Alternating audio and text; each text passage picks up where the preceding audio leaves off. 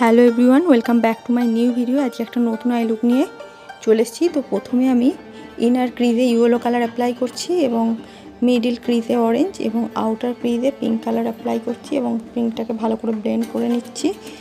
তো দেখো, এবং পিঙ্কটাকে ভালো করে ব্লেন্ড করে নিচ্ছি এবং ক্রিজ লাইনটাকে ওপর দিক থেকে হালকা হালকা করে ব্লেন্ড করে নিচ্ছি। এরপর আমি ডার্ক পিঙ্কটা আউটার কর্নারে ব্লেন্ড করছি।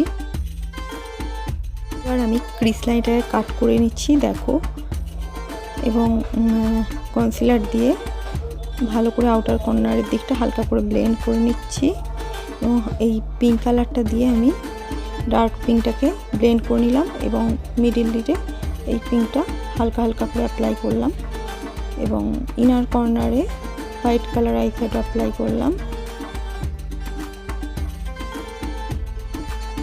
পরিয়ে নিয়েছি এবং মিডিল লিডে গোল্ডেন গ্লিটার ইউজ করলাম। আজকের আই মেকআপটা এখানেই শেষ করছি। এটা ভালো লাগে তাহলে একটা লাইক করো, এরকম নিত্য নতুন ভিডিও পেতে চ্যানেলটাকে সাবস্ক্রাইব করো।